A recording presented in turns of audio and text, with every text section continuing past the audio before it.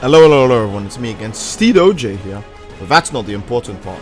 What is the important part is that you have to subscribe, because I'm always going to be keeping you guys up to date on whenever new Dragon Ball stuff comes out, you know, the usual. Don't forget to leave a like on this video to show your support, because it genuinely helps me out a ton, okay? Alright, we'll just get straight into this. Now, of course, if you're trying to unlock all of the super attacks in DLC 9 Ultra Pack 1 for Dragon Ball Xenoverse 2, why I say that, of course you know what game this is. You have to do the parallel quests. The parallel quests contain all of the moves. The only thing that you can get outside of the parallel quest that would be considered a skill is Super Saiyan Blue Evolution. And for the first parallel quest, you will be doing something I recommend that you should do online, because the only way to get the ultimate finish to even unlock the moves from it is time-based. So I would recommend doing this online 100%. Of course, I only brought one other friend with me when I was doing this at the time of the recording. You can see it here. But I'd recommend doing this for 3 people, because you have to go to 3 different warp zones. And all of the enemies in every single warp zone are absurdly tanky. Now, the one I picked is Trunks in 17, but there's another one that has 4 people in it, I believe. It has Cabba, Vegeta, Piccolo, and Gohan. And that one can take a while. And you have to finish the you have to beat the mission, the first part of the mission, in 6 minutes, if I recall. And of course, if you take an individual minute to fight each person, I don't think it will take that long. But these enemies are quite tanky and will actually help each other sometimes. Like, they will actually double team you sometimes. So it can actually get really, really hard. I'd recommend bringing 2 other friends to do this, and you all individually go to different warp zones. Because if you individually go to different warp zones, the enemies won't gang up on you. I don't know, the AI is weirdly built like that. If you're by yourself, they won't team up on you. If another teammate's there, even if your teammate's not fighting, they will just beat you up. So here we are, me and Pro are in the last zone, so we can just double team 18, and she's done. And we beat the mission in 5 minutes. So of course that's, well over the ultimate finish requirement. And you'll get a warning, Ribrianne will dialogue you for a bit, and then you head back to the main zone. Now, this second part of the mission, do I want to call it the second part? I'll call it the last part, it makes more sense. This last part of the mission can get, I would say, kind of annoying to beyond annoying. And to get the ultimate finish, well, to get the moves in particular, actually, one of the moves is just the ultimate finish. The other move is a skill that will drop when you beat Ribrianne. The skill that will drop when you beat Ribrianne is pretty canon. And you'll need that for her ultimate. Actually, well, in general, it's actually an amazing ki blast. So you might want it for that. But you'll need it for her ultimate, because every single time you use it, it actually buffs her ultimate. But we're not talking about her ultimate yet, we're talking about her super. So beat Ribrianne for a chance to get it. It's a chance, you won't always get it, but when you beat it, it will say you got skill. And there's a good chance, well, not a good chance, it's actually a really bad chance. There's a really, really, really low chance you'll get it, but it's the only way to get it, so you might as well. Now, the reason why this mission is really annoying, as you can see from my health, is that after during the last phase when you're fighting Ribrianne, you have to fight everyone that you just beat up, and they're still as tanky. They will come in slowly, and it does that weird thing where every single time they show up, it'll make everyone on the stage invincible for a bit. So if you're attacking the enemy with like an ultimate, they'll just randomly become invincible, and your ultimate won't do any more damage until the second character comes into the next character comes into the stage, and that can get very, very annoying. So yeah, don't forget, ultimate finish reward. It's not all the time, by the way, it's just sometimes when you do the ultimate finish, you'll get the formation skill. But if you beat Ribrianne, you will get pretty cannon. Well, if you beat her and it says you got skill, you will get pretty cannon. But the ultimate finish for formation is just chance. The second quest will be Universe 7's next God of Destruction. I would say that this is maybe the second most annoying quest, but it's okay because these 2 moves are charge moves, if you guys couldn't tell from the names. Final Charge and Ultimate Charge. Now, the reason I would say this mission is annoying is because, again, everyone hates this kind of parallel quest. It's the kind of parallel quest where you need to defend someone, and those ones are naturally not all too enjoyable. Because if your enemy, or not your enemy, if your teammate falls below 50% health, there's a good chance you'll just completely lose the opportunity to unlock the skill. And that's just for the ultimate finish. If your teammate dies, which there's a good chance of that happening too, you'll just fail the whole quest entirely. So even if you get to the ultimate finish section, if you don't beat anyone, even if you get the skill and then Whis dies, for example, you won't get the skill anymore. And that random number generated chance of having to unlock the skill again could be very against your favor, and you really, really don't want that. So I would recommend rushing down the most important targets. Now, this mission has several key players, but I would recommend that when you're in the first phase, you go after Gohan. Well, actually, the whole mission I would recommend doing online. This is another mission I'd recommend doing online. You can do it offline though, because, if you just bring like strong AI with you, like a custom mental hit, or let's say someone the final explosion like Evolution Vegeta, you can pull through. Now, if Whis is above 50% health and you beat the mission in I think 6 minutes for this one as well, it was either 6 or 7, I don't entirely remember. Broly, Ultra Instinct Goku, and Evolution Vegeta will show up. Now, Broly doesn't drop anything, but I'd recommend killing him because his ultimate does a ton of damage and takes about 1 second to come out, so he can easily kill Whis. After Broly, immediately go for Evolution Vegeta to final explosion, obviously. Not to mention, he is one of the players that drops a skill for you. So kill him. He won't always drop it, it's a chance that he'll drop it, by the way. I'm just reminding you guys because people are going to ask, oh hey, he didn't drop it when I killed him. It's only a chance. Same thing with Ultra Instinct Goku. You'll kill him, and there will be a chance that you'll get the second charge from Ultra Instinct Goku. A chance that you'll get the second charge. It's not guaranteed all the time. Again, it's really, really annoying. When you beat Ultra Instinct Goku, it will say you got skill after you kill him, and you'll get ultimate charge as well. Now, some of these missions are so nightmarishly long, and the RNG is so unironically bad on them. I can't actually show you me unlocking the other skill. 1, because the file either corrupted, that's just how long I was recording, or 2, I just forgot to hit record because I was in such emotional distress. So you only see me get ultimate charge here, but final burst charge should be the one you get from Vegeta. No, should be the one you get from Goku, which doesn't make any sense if you take the characters into account, but whatever.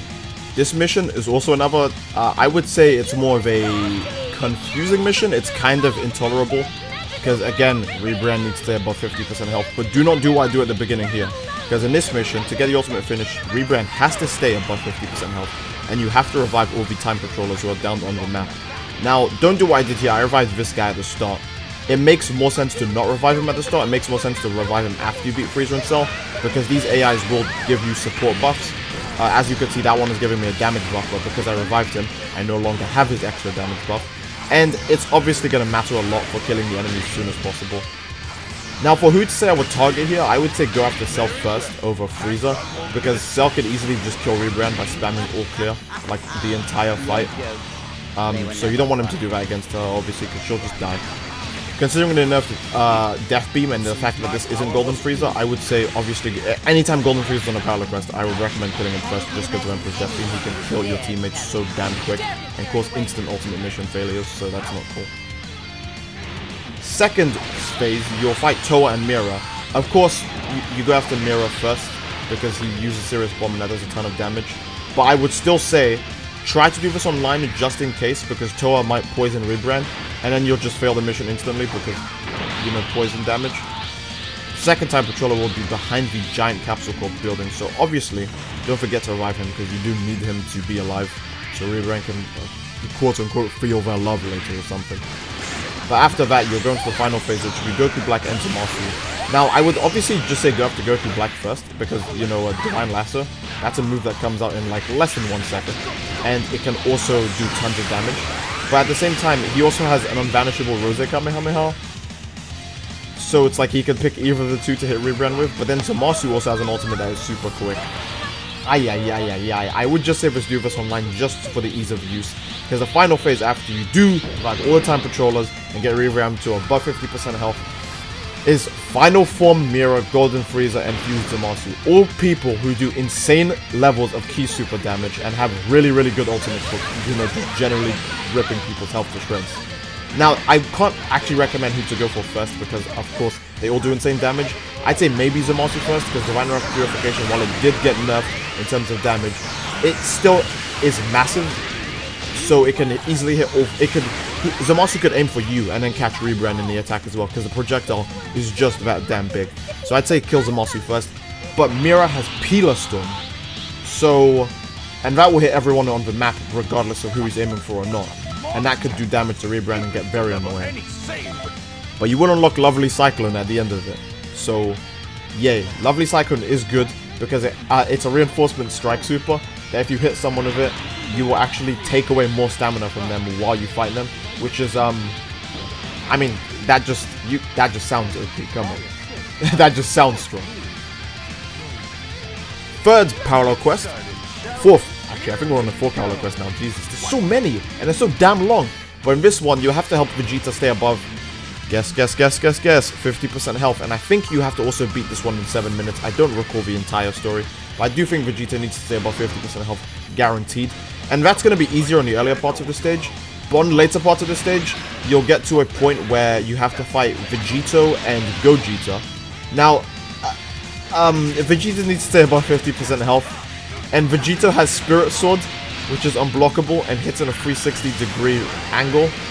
Like, please, I'm begging you, kill Vegito as soon as possible. Because if he uses Spirit Sword once, you basically fail because Vegito will fall below 50% health.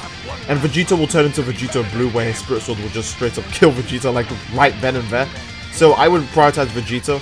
Obviously Gogeta has Soul Punisher, which does a nightmarish amount of damage, but the radius of the attack is much smaller and much easier to manage. Like for example, Vegito could stamp you with Spirit Sword and then spin, but the spin will catch Vegeta and kill him. And you don't want that. So I would recommend Vegito first, just because of that. Now the parallel quest is kind of long, and the last part is especially long, because Ultra Instinct Goku has Raid Boss Dodge, which makes him take a while to kill. Ultra Instinct Goku will be the only guy who gives you all of the drops, so you don't have to worry. They'll say you got skill for, I think, every single skill, except for Blazing Attack. Which, yes, Blazing Attack is the most popular one there. I'd say the coolest one is Raid Blast, and we'll say you got skill when you get Raid Blast and Burst Stinger. Now, all of God Vegeta's attacks are pretty amazing. You also get the Prophetic Super Soul from this, so guys, don't forget that's the new best Super Soul in the game now. So I'd recommend doing it just for that, in case if you don't want any of the moves. But you will need Blazing Attack to make Prophetic work even better. Not to mention Blazing Attack is just naturally cool, so that's another reason to farm this hellish quest. But yeah, when you kill Ultra Instinct Goku, it will not tell you you got it. It'll just say ultimate finish. So I'm slowing down the footage here because I was mashing A, because I was like, oh, I didn't get it. I'll just mash A so I can skip and do this again really quick. So I am slowing down the footage so you guys can actually see. I did get it. I just went past it super fast. I didn't even notice I got it until later when I was like, huh, why is it saying I have the move? Like I checked on the quest and I was like, oh, it says I already have the move.